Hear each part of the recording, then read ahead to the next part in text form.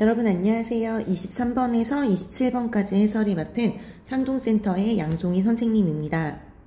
오늘 우리가 보게 될 것은 문학 첫 번째 지문인데요. 일단 가글은 문학이 아니라 뒤에 나오는 글에 대해서 설명을 해주고 있는 독서 글이고, 그 다음에 나글은 문학이라고 볼 수 있습니다.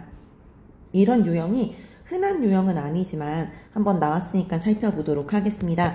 일단 가글에서 간단하게 한번 첫 번째 줄만 훑어보면, 우리나라의 고전 영웅소설은 민중적 영웅소설과 기족적 영웅소설로 나눌 수 있다 라고 얘기하는 것은 아마도 앞으로 고전 영웅소설에 대해서 다룰 거야 라는 것에 힌트를 줄 수 있겠죠.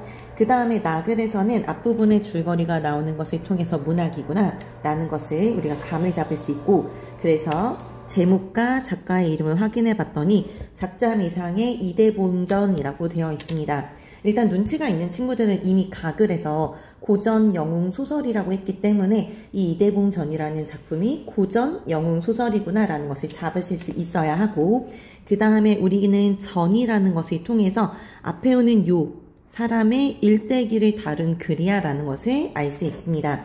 그때 제목에 나타나는 사람의 이름이라는 건 중요한 인물일 가능성이 높겠죠. 그래서 이대봉이라는 사람이 주인공이구나, 중심 인물이구나 라는 것을 여기서 잡고 들어갈 수 있습니다. 이 상태에서 여러분 바로 본문을 보시는 것이 아니라 문제를 한번 해석해 보도록 하겠습니다. 23번 문제는 가를 이해한 내용이라고 나와 있기 때문에 이 문제는 가글을 읽고 나서 바로 건너와서 문제를 풀어보도록 하겠습니다. 24번 문제는 나에 대한 설명인데, 우리의 나 같은 경우는 지금 문학이었잖아요, 여러분. 고전 영웅소설이었죠. 그 상태에서 내적 독백이라든지 현실과 꿈을 교차했다. 그럼 현실과 꿈이 함께 나오는지, 배경 묘사가 잘 되어 있는지, 사건을 요약적으로 제시하고 있는지, 그 다음에 서술자가 장면에 따라서 달라지는지 등을 생각하면서 본문을 읽으면 더 좋겠습니다. 그 다음에 25번 문제는 가장 감사한 유형의 문제인데요. 25번 문제를 가장 먼저 푸셔야 돼요. 그래서 얘는 우선풀이 문제라고 좀 적어 놓을게요. 이렇게 항상 우리가 보다 보면 독서에서도 이런 유형은 많이 나오는데, 대가로로 되어 있는 부분은 이 부분만 보고도 문제를 풀 수 있게끔 만들어 놓은 문항입니다. 그래서 대가로 A 부분의 말을 보고 나서 1번이 맞는지, 대가로 B를 보고 나서 2, 3번이 맞는지, 대가로 C를 보고 나서 4, 5번이 맞는지를 확인하고 풀 수 있는 문제가 됩니다. 그럼 바로 A부터 한번 확인해 보도록 하겠습니다. A는 소생이라는 표현은 일반적으로 자기 자신을 낮추어서 부르는 표현으로 기억해 주시면 돼요. 그러면 등장인물이 본인을 지칭하는 이름이 되겠죠. 우리 문학을 볼 때는 사람 이름, 그래서 인물에다가는 네모를 치도록 하겠습니다. 소생의 궁박한 명이 여러분이 잘 모를 것 같아서 이때 명이라는 건 목숨이에요, 여러분. 그래서 저의 이런 힘들게 살아왔던 잘 짧은 목숨이 대사에 두터운 은혜를 입사와 7년을 의지하였더니, 그럼 7년 동안 대사가 지금 이 아이를 길러준 상태가 되겠죠. 오늘날 나가라고 하시니 부모의 생사를 알지도 못하고 무인 지경에 어디에 가야 될지도 모르는 지경인데 제가 어디로 가라 하시니까, 그럼 일단 대사가 오늘날 나가라 라고 얘기를 했겠죠. 그랬더니 이것에 대해서 저 어디로 가야 될지도 모르는데 어디로 가라고 하시는 건가요? 라고 물어보고 있는 상태입니다. 그럼 어디로 가라고 하는 건데 라는 것 자체는 갈 곳이 없다라는 뜻이잖아요. A에서는 과거의 일을 언급했다라는 표현에서 7년 동안 지금 대사에 두터운 은혜를 입었다, 그래서 7년 동안 의지해서 살았다라는 과거의 일을 언급한 건 맞지만, 지금 상대방의 요청을 긍정적으로 보는 것이 아니라 저 도대체 갈 데가 없는데 어디로 갈까요? 해서 부정적으로 수용하고 있는 상태가 됩니다.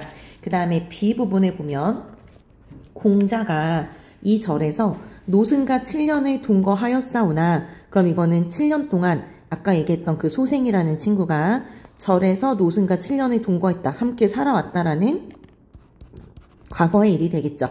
금일이라는 것은 오늘을 나타냅니다. 그래서 오늘은 우리의 인연이 다하였으니 너와 나의 인연이 끝났어. 그러니까 어떻게? 장차, 얘들아 장차라는 건 미래형이겠죠. 공자의 부모를 만나고 국난을 평정하여 공을 이루소서. 뭔가 지금 나라에 난리 같은 게 나긴 났나 봐요. 나라에 어려움이 있고 그것을 평정해야 되는구나 라는 것을 나타내고 있습니다. B는 상황의 불리함을 내세워 자신의 요청에 대한 상대방의 동의를 구하고 있다라고 표현을 했는데 상황이 불리하다는 것을 우리가 확인할 수가 없는 파트가 되고요. 3번 과거와 현재의 상황을 언급하며 과거는 노승과 7년 동안 공자가 절에서 동거했다. 근데 현재는 우리는 2년이 다 있다. 라는 것을 통해서 몇 가지 맞는 표현이 될 것이고 미래에 해결해야 할 과제를 상대방에게 당부하고 있다. 미래에 해결해야 될 과제는 부모를 만나고 국난을 평정하여 공을 이루어라 라고 표현하고 있기 때문에 이거 맞는 답이지 라고 표현할 수 있습니다. 답은 그래서 3번이야 라고 체크해 주시면 되겠네요. 그런데 우리는 지금 해설하는 상태니까 4번과 5번의 C도 한번 확인해 보도록 하겠습니다. 중원 산천을 보니 장부의 마음이 즐겁도다. 중원이라는 거 그냥 중국의 땅 정도, 중국의 중심지가 되는 땅 정도 생각해 주시면 되고 그래서 중국의 산과 천이라는 것은 강을 나타내게 될 건데 그래서 결국에는 중국의 자연을 보니까 내가 정말 마음이 즐겁구나. 오늘은 비록 명황제의 강산이나 지나는 길은 반드시 우리 천지 될 것이니 그럼 지금 오늘은 비록 명황제의 강산이나 지나는 길에는 반드시 우리의 천지가 될 것이다 라는 건 지금 현재는 명나라의 땅인 거죠. 이 중원의 산천이라는 곳은 현재는 명나라 땅이지만 지나가는 길은 우리의 천지가 될 것이라는 것은 내가 이곳을 차지하기 위해서 결국에는 명나라랑 전쟁을 하기 위해서 가는 길이야 라는 것을 확인할 수 있겠죠. 중원에 비록 인물이 많다 하나 나 같은 영웅과 그대 같은 명장이 어디 있으리요?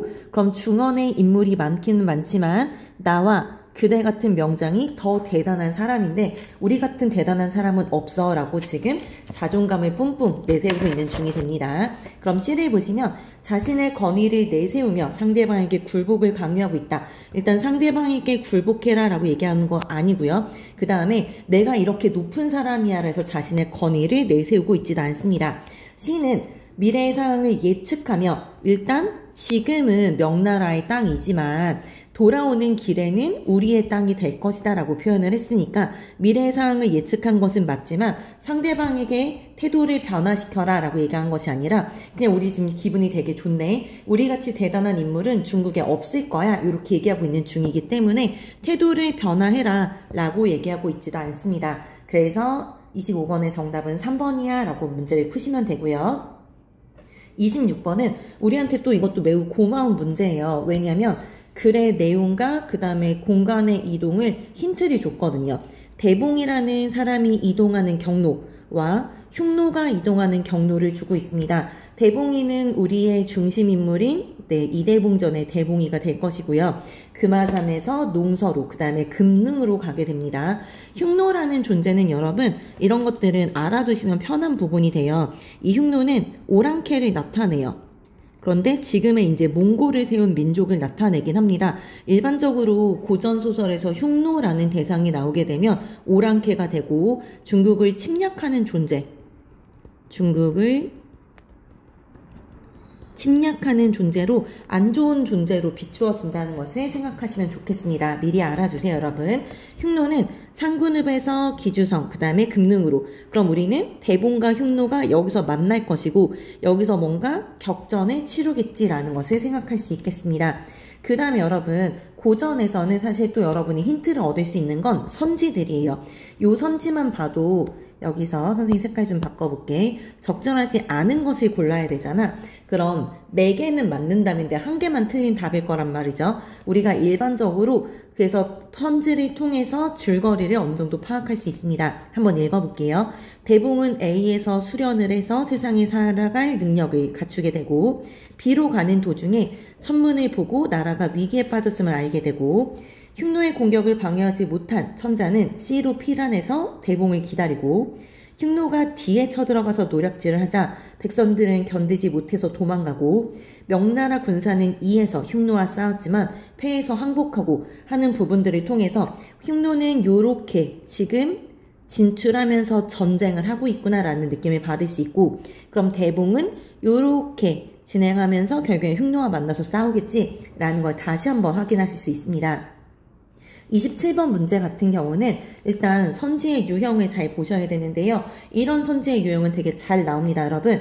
가를 바탕으로 나를 감상한 것으로 적절하지 않은 것을 골라야 되는데 얘는 선지가 일단 두 가지의 유형을 가지고 있어요. 그래서 이 부분을 잘라서 여기를 A, 여기를 B라고 표현을 할 수 있습니다.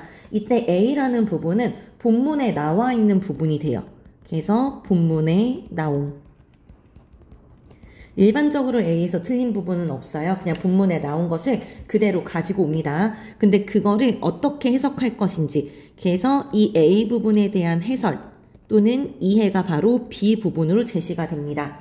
그럼 1번, 대봉이 흉노를 물리치는 것을 통해 우리는 이미 26번을 통해서 이렇게 될 거야 라는 것을 감을 잡은 상태라면 지배체계의 위기를 해결하는 모습을 보여준다. 일단 대봉이라는 존재가 나라를 침략한 흉노를 물리쳤어. 그럼 지배체계가 지금 위험할 수 있는 상태인 거죠. 왜냐면 나라에 침략해온 적이 있는 상태니까. 근데 그 위기를 대봉이 해결해 주는구나 라는 것에 대해서 A와 B가 괜찮네 라고 볼 수 있게 되겠죠. 그 다음에 두 번째 2번 선지는 여기서 끊을 수 있겠죠.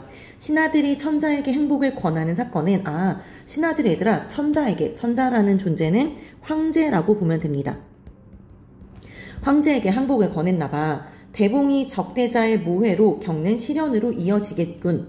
여러분 일단 신하들이 황제에게 항복하세요 라고 얘기를 해. 그럼 그 사건을 통해서 우리는 일단 확인할 수 있는 건 그럼 이 천자를 신하들이 제대로 못 모시고 있구나 라는 것과 함께 나라에 일단 힘이 별로 없는 상태, 결국에는 천자가 별로 힘이 없는 상태구나 라는 것을 느낄 수 있게 될 것이고, 그 다음에 대봉이 적대자의 모해로 겪는 시련으로 이어질지는 우리는 잘 모르겠기 때문에 연결되는 부분을 모르겠죠. 물음표를 치고 보도록 하겠습니다. 3번에서는 여기서 끊어지겠죠. A와 B가. 노승에게 7년 동안 의지하였다는 대봉의 말을 통해 우리는 이 부분을 아까 어디서 봤냐면 이 A 부분에서 확인을 했었죠. 노승이 대봉의 조력자이다. 노승이 7년 동안 대봉을 키워줬어? 그럼 대봉을 도와준 사람이 맞잖아. 그럼 조력자이다 라고는 해결할 수 있을 것 같습니다. 네 번째, 대봉이 금능에 가서 천자를 구하고자 하는 것은, 그럼 유교적 가치인 춤을 실천하는 도리. 얘들아, 대봉이라는 애는 아마도 신하겠죠 지금. 왜냐면 천자가 황제라는 것을 확인할 수 있으니까. 그럼 황제를 구해주는 존재라는 애는 유교적인 가치에서 임금을 도와주는 존재니까 춤이야 라고 볼 수 있겠네요. 5번에서는 중원을 차지하려는 흉노와 이에 맞서는 대봉의 대결을 통해 여기까지가 A가 되겠죠. 당대 독자들에게 긴장감을 불러일으켰겠군. 두 개의 대상이 어쨌든 싸우고 있잖아. 그럼 전쟁 얘기를 하고 있다는 것은 흥미진진한 긴장감을 불러일으킬 수 있겠죠. 그래서 본문을 안 읽어봤지만 우리는 일단은 2번이 좀 이상한데? 라는 느낌을 가진 상태로 이제 본문을 한번 확인해 보도록 하겠습니다. 각을 한번 읽어볼게요. 우리나라의 고전 영웅소설은 민중적 영웅소설과 기족적 영웅소설로 나눌 수 있다. 일단 민중적 영웅소설은 메모를 쳐볼게 얘들아. 이게 1번이에요. 미천한 처지에서 태어났지만 미천한 처지 줄 거놓게 스스로 탁월한 능력을 지닌 주인공이 적대자와의 싸움에서 패배하는 얘들아 주인공이 적대자와의 싸움에서 패배하는 서사구조로 이루어져 있대요. 이 유형은 구전설화에서 흔히 볼 수 있는데 예시로 뭐가 있냐면 임진록의 김덕력 같은 인물이 이에 해당한다고 합니다. 민중적 영웅소설은 작품 수가 많지 않아요. 왜? 구전설화는 널리 퍼져 있지만 소설로는 많이 창작되지 않았기 때문입니다. 자, 여러분 우리가 아까 전에 각을 보고 어디 가기로 했었냐면 23번 문제 풀이하기로 했죠. 그 중에서 우리는 민중적 영웅소설에 대한 정보를 얻었기 때문에 까먹기 전에 빨리 23번 한번 확인해 볼게요. 1, 2, 3번은 전부 다 기족적 영웅소설이잖아. 그래서 이거는 지금 내가 해결할 수가 없단 말이죠. 냅두고 4번으로 한번 확인해 보도록 하겠습니다. 민중적 영웅소설, 방금 읽은 거죠? 미천한 신분 맞고요. 적대자와의 대결에서 승리하는 것이 아니라 방금 전에 우리는 패배하는 인물이다 라는 것을 배웠기 때문에 답이 4번이야 라고 체크할 수 있겠습니다. 됐죠? 자, 그 상태로 사실은 가글을 더 안 읽어도 되긴 하지만 우리가 27번 문제를 조금 더 정확하게 풀기 위해서 가글을 이어서 읽어보도록 하겠습니다. 두 번째, 기족적 영웅소설 네모. 기족적 영웅소설은 고대 신화에서 홍길동전까지 내려온 영웅의 일대기 구조를 그대로 계승하면서도 부분적으로는 달라졌더라. 그럼 어떻게 달라졌는데 비정상적인 출생을 통해 신성성을 드러내는 신화의 주인공을 어떻게 바꿨어요? 늦게 얻은 외아들로 바꾸거나 힘이 미약하여 시련을 겪을 수밖에 없는 주인공이 조력자의 도움을 받아 영웅으로 변신하는 점. 주인공이 조력자의 도움을 받아 영웅으로 변신하는 점 등이 귀족적 영웅 소설의 특성으로 바뀐 점이라고 합니다. 주인공이 적대자의 모해 때문에 겪게 되는 뜻하지 않은 시련을 극복하면서 왕권이 위협당하는 지배체제의 위기도 아울러 해결하는 것으로 결말을 삼았다. 자, 여러분, 주인공이 적대자의 모해 때문에 시련을 겪는데 그것을 극복하고 그 다음에 왕권의 위협을 해결해 주는 것으로 결말을 삼았다라고 되어 있습니다. 여러분, 우리 여기까지 보니까 지배체제의 위기를 해결한다 라는 것을 보니까 27번 지배체제의 위기를 해결한다 라는 것을 맞다라고 볼 수 있겠죠?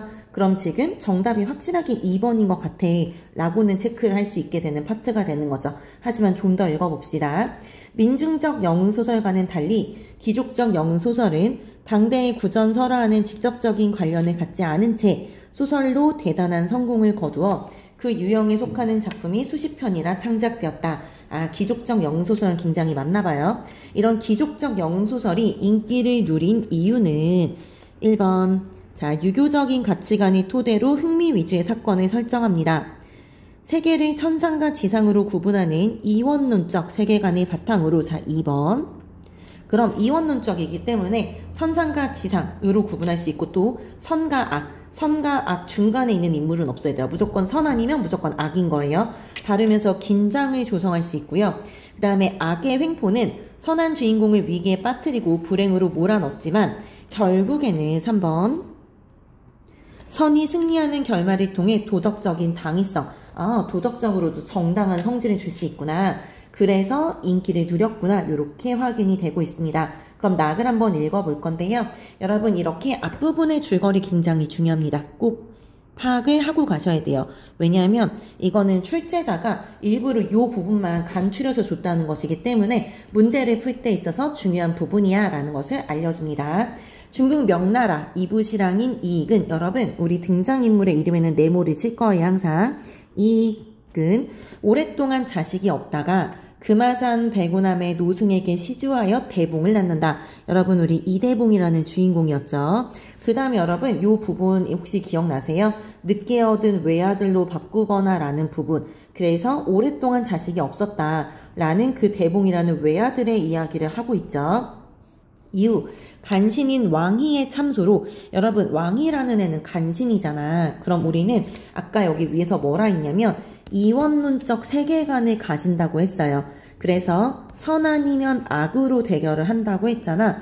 그럼 중심 인물인 이익과 대봉의 중심에 왕이라는 애는 간신이잖아. 그럼 간신이라는 건 여러분 간사한 신하란 뜻이에요.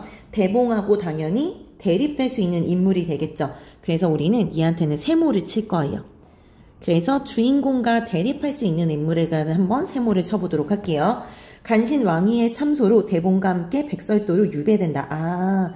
지금 결국에는 적대자 때문에 지금 시련을 겪게 된 경우구나 라고 생각할 수 있죠. 그 다음에 여러분 참소라는 건 남을 헐뜯어서 죄가 있는 것처럼 꾸며서 윗사람에게 고해 바치는 것, 결국에는 모함을 하다라는 뜻이에요. 이때 참소라는 건 모함을 하다 라는 뜻으로 기억하시면 되겠습니다. 그 다음에 이 작품에서는 아까 위에서 여러분 뭐라고 나왔었냐면 적대자의 모해를 통해 라는 표현이 나왔었거든요. 위에서 적대자의 여기에 모해 때문에 라는 표현이 나오죠. 그럼 이때 참소라는 표현은 모해랑 같은 표현이야 라는 것을 여러분이 어휘를 하나 더 얻어가실 수 있겠네요. 더 읽어보겠습니다. 유배를 가던 중 왕위의 명령을 받은 사공들이 이익과 대봉을 물에 던진다.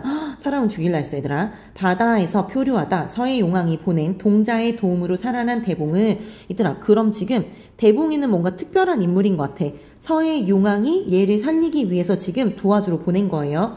그래서 얘가 바로 누구야 얘들아? 영웅이 되는 거죠. 금화산 백운남에서 수련하면서 세월을 보낸다. 이때에 이공자 대봉이 얘들아 이씨성을 가진 공자라는 뜻이고요. 사람 이름인 대봉이 되니까 다시 한번 네모칠게요. 금화산 백운함에 있어 아까 위에 있었던 금화산 백운함에 있어서 밤낮으로 공부를 부지런히 하여 시서백과와 육도 삼약을 모르는 바가 없더라. 애가 굉장히 똑똑한가 봐.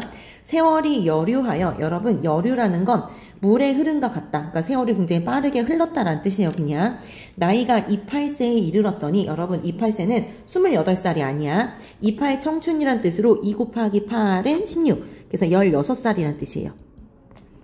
16살이 이르렀더니 일일은 하루는 이란 뜻입니다. 여러분 하루는 노승이 공자더러 왈 말하기를 이제는 공자가 이때 공자가 이공자인 대봉이잖아. 우리 고전에서는 친구들이 가장 힘들어하는 것 중에 하나가 한 등장인물을 다양한 이름으로 불러요. 그러다 보니까 같은 인물인지 모르고 아 인물이 왜 이렇게 많아 이러고 있는데 여러분 같은 인물인 거 체크해 놓으세요.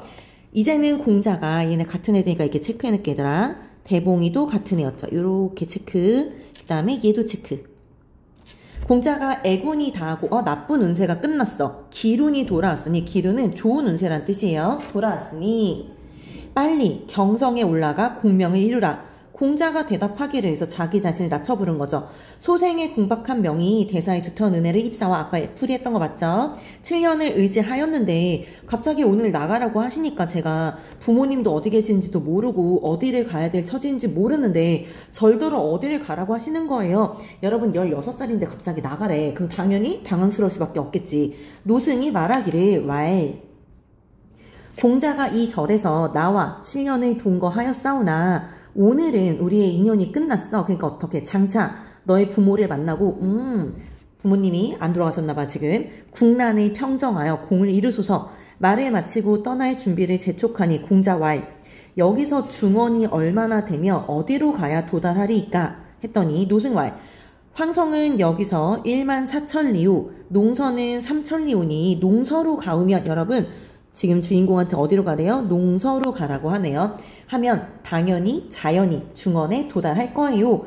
하며 바랑을 열고 실가를 내어주며 왈 서로 가다가 시장하거든 이로써 요기하소서. 여러분 실가가 무슨 뜻인지 몰라도 배고프면 이걸로 잠깐 배고픔을 멈춰라 라고 하는 것을 봐서는 이 실가라는 것은 먹을 것이구나 라는 것을 예측하면서 보시면 됩니다.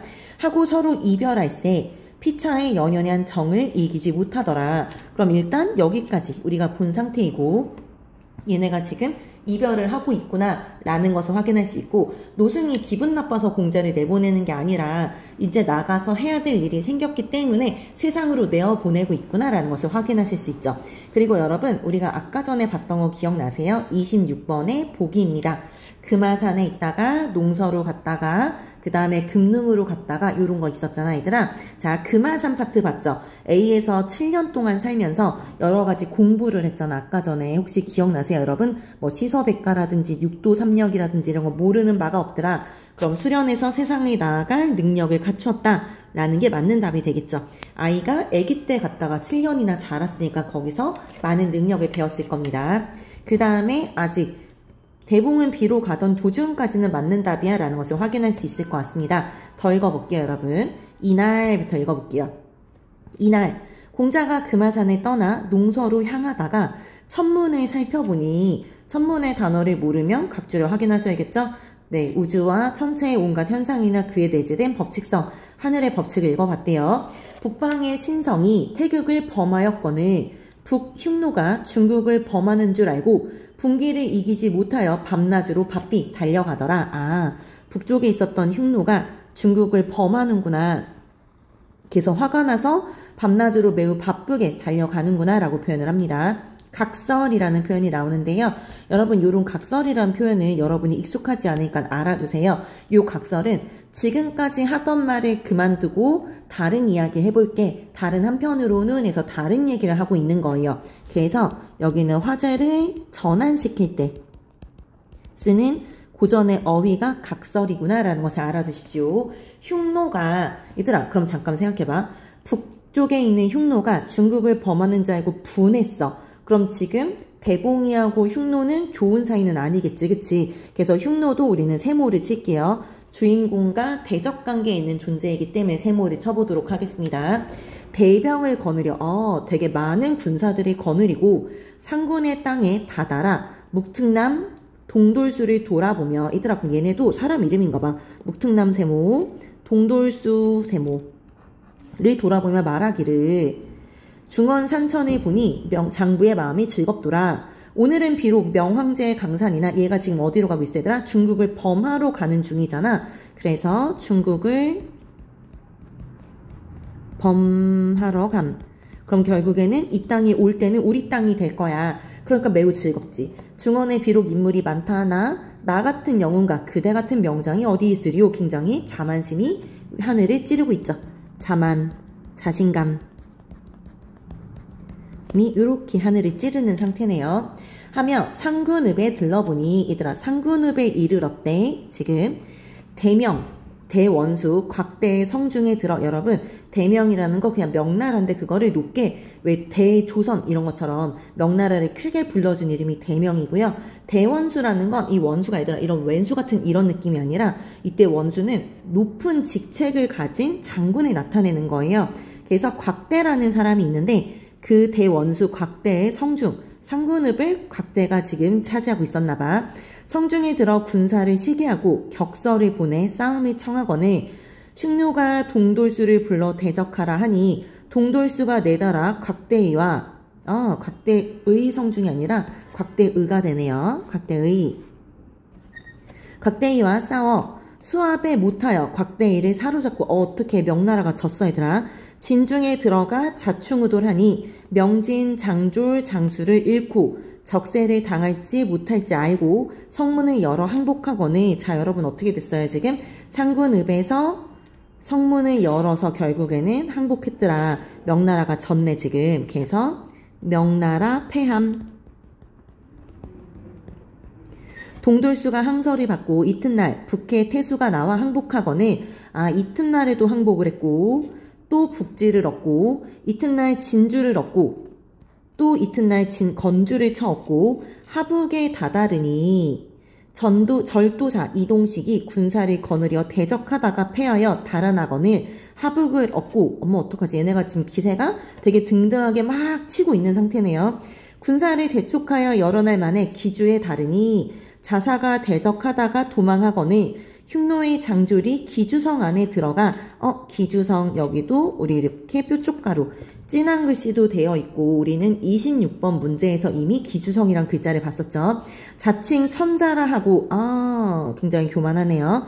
군사로 하여금 인민의 쌀과 곡식을 노략질하니 그때 백성이 다 견디지 못하여 도망하더라 라는 상태까지 지금. 그럼 지금 북쪽에 있었던 흉노가 오는 과정까지 우리는 서술을 보았습니다. 여러분 여기 26번 문제 좀 해결해 볼게요. 대봉은 비로 가는 도중에 천문을 살펴보고 나라가 위기에 빠졌다. 그래서 분기에 처해서 가게 됐더라 라는 표현을 봤고요. 그 다음에 C라는 부분은 아직은 모르죠. 그 다음에 2부터 볼게요 여러분. 2. 상군읍이요. 명나라 군사는 2에서 흉노와 싸웠지만 아까 곽대의라는 사람 기억나시죠? 싸웠지만 패해서 항복하였다. 이런 게 맞죠 지금. 괜찮고. 자, 그 다음에 4번이요. 흉노가 기주성에 들어가서 노략질을 하자 백성들은 다 견디지 못해서 도망쳤다 라는 표현이 나왔잖아요. 그래서 이것도 맞는 표현이야 라는 것을 확인할 수 있습니다. 그럼 정답은 3번이네 라는 것을 확인할 수 있게 되겠죠. 자, 그 다음에 중략된 부분 읽어보겠습니다. 각설, 또다시 화면이 바뀝니다. 이때는 기축, 정월, 초순이라 기축년의 정월이 그러니까 1월입니다. 여러분. 정월 대보름 아시죠? 그래서 1월 초순입니다. 천자가 금능으로 피란하였다가 적세가 급함을 당치 못할 줄 알고 성문을 굳게 닫고 종시 접전치 아니하였는데 적장인 묵특남이 군사를 몰아 사면으로 점점 싸고 철기 5천을 거느려 성문을 깨치고 성중에 들이달아 결국에는 적세가 여기까지 도달을 한 상태인 거네요. 좌우 충돌하며 명진 장졸을 습격하여 죽이니 명진의 군량이 다 떨어지고 기운이 피곤하여 능히 접전치 못하는지라 결국에는 명나라가 계속 패하고 있는 상태인 거죠. 명이 패함. 우승상 왕희야. 여러분 왕희 기억나세요? 아까 전에 앞부분 줄거리에서 간신이었던 왕희 기억나시죠? 왕희와 병부상서인 진택이 황제께 주하되 사세가 가장 위급하오니 바라옵건대 황상은 항복하시옵소서. 여러분 임금한테 나가서 항복하래. 자기네가 나가서 목숨 바쳐서 싸우는 것이 아니라 고전에서의 충성심은 자기네가 나가서 목숨으로 임금을 살려주는 것인데 여기서는 임금한테 나가서 항복하라라고 표현을 하고 있죠. 그래서 얘네가 간신히 맞구나 라는 것을 다시 한번 확인할 수 있게 됩니다. 천자가 이가 바로 황상이라 나왔던 황제가 될 거예요. 마지못하여 옥새를 끌어 목에 걸고 진문 밖에 나아가 용포 소매를 들어 옥루를 씻으며 하늘을 우러러 통곡왈. 여러분 옥새라는 건 임금의 도장이란 뜻인데요. 이게 나라를 만들 때는 굉장한 정당성이 됩니다. 그래서 임금의 증표라 생각하시면 돼요. 임금의 증표. 용포 소매라는 건 용포가 임금이 입은 옷을 용포라 부르고요. 여러분 옥루라는 건 눈물이에요. 임금의 눈물을 옥루라고 표현을 합니다. 구주강상이 흉노의 땅이 되고 종묘사직이 오늘날 많게 되었으니 어찌 통분치 아니하리오. 굉장히 원통하겠죠 지금. 원수 장계운이 만일 있다면 그럼 이 원수 장계운은 지금은 없는 상태인 거잖아요 여러분. 요 소설의 본문에는 나오지 않았던 인물이라 생각하시면 돼요. 아니 지금 본문에 실려있는 부분에 등장하지 않았고 본의 전체 전문에는 나오는 중심 인물이라 생각하시면 됩니다. 어찌 이 욕을 당하리오. 이 욕이라는 건 치욕 을 당할까? 그럼 얘만 있었으면 내가 지금 이 처지가 아닐 텐데 라고 하고 있겠죠. 좌우제장과 만조백관이 누가 아니 통곡하리오. 많은 신하들도 슬퍼하고 있어 라는 뜻이 되겠네요. 흉노는 장대에 높이 앉아 승정고를 울리며 항복함을 제총하는 호령이 눈서리같이 엄한지라. 이때 대봉이 점점 오며 바라보니 우리 아까 대봉이 분에서 막 달려오는 거 봤잖아 얘들아. 대봉이 점점 오며 바라보니 천자께서 흰 옷에 흰띠를 두르고 얘들아 흰색 옷을 입고 왔어? 항복이란 뜻인 거지 지금. 흰 옷에 흰띠 항복. 진문 밖에 나와 통곡하시고 제장 군졸이 다 오는지라. 이 경상을 보매 분한 기운이 하늘을 찌를 듯하니 눈을 부릅뜨고 소리를 병력같이 지르며 청룡 언얼떨을 비껴 적진에 달려들어 크게 꾸짖어 왈. 역적 흉노야. 내가 중원을 침범하기도 죽음을 면치 못하겠거늘. 너 우리 중국에 쳐들어온 것 자체도 죽을 일인데 감히 천재를 핍박하니 하늘이 두렵지 않니? 나는 대국 충의장군 이대봉이라. 나의 청룡도로 반적의 머리를 베어 우리 황상의 분을 풀리라 하고 청룡들을 들어 적장의 머리를 풀 버히듯 풀베듯 촥 하고 베어놓은 거예요. 묵특남이 전신을 수습하지 못하고 피하고자 하거늘 다시 칼을 들어 묵특남의 머리를 베어 칼끝에 꿰어 들고 자충우돌하니 군중이 크게 어지러워 죽는 자가 태반이라. 이때 죽는 자는 흉노가 되겠죠 여러분. 그래서 결국에는 나라가 지금 흉노한테 넘어갈 처지였는데 대봉이 와서 그거를 살려줬어 라고 제시가 되어 있습니다. 자 여러분 그러면 24번 내적 독백을 활용한다. 근데 인물의 내적 갈등을 지금 내적인 독백으로 누구누구와 싸웠다라고 해서 속마음을 서술하는 부분은 드러나지 않았죠. 자, 두 번째, 현실과 꿈을 교차한다는데 이 부분에서 현재 꿈은 등장하지 않습니다. 세 번째, 배경의 묘사를 통해 인물의 심리를 제시한다고 했는데요.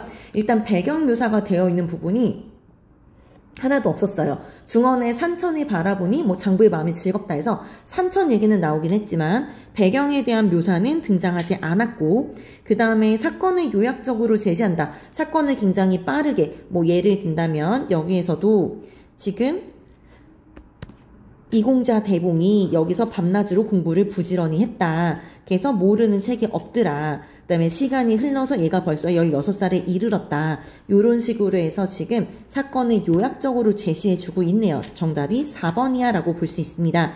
그리고 장면에 따라서 서술자를 달리한다고 했는데 처음부터 끝까지 그냥 작가가 신적인 입장에서 서술하고 있는 것이 바뀌지 않죠. 다르지 않습니다. 자, 그 다음에 여러분 우리 아까 26번 풀었고 25번 풀었죠. 근데 26번에 3번 선지 볼게요.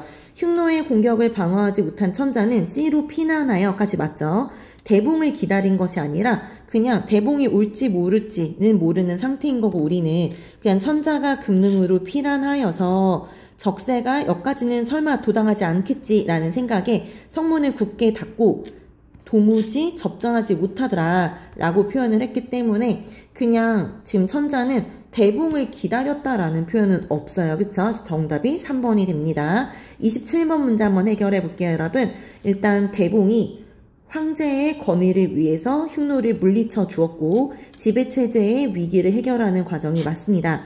신하들이 천자에게 항복을 권하는 사건은 대봉이 적대자의 모해로 겪는 시련이 아니라 대봉이 오히려 흉노를 보고 분노해서 흉노의 머리를 단칼에 베어버릴 수 있게끔, 그래서 임금을 우러르는 장면으로 등장을 했죠. 정답을 2번으로 골라주시면 되고요. 대봉이 적대자의 모해로 겪는 시련으로 이어진 건 일단 요 앞부분의 줄거리에서 왕이가 참소해서 대봉과 그 아버지를 유배시키는 그 장면에서 확인할 수 있었죠. 그래서 요거는 아니구나 라는 것을 확인할 수 있겠습니다. 정답을 2번으로 골라주시면 됩니다. 여러분, 선생님과 이렇게 한번 풀어봤는데요. 다음부터 문제를 풀 때도 방금 선생님과 풀었던 순서대로 한번 풀어보도록 해보세요. 그럼 오늘 고생하셨습니다.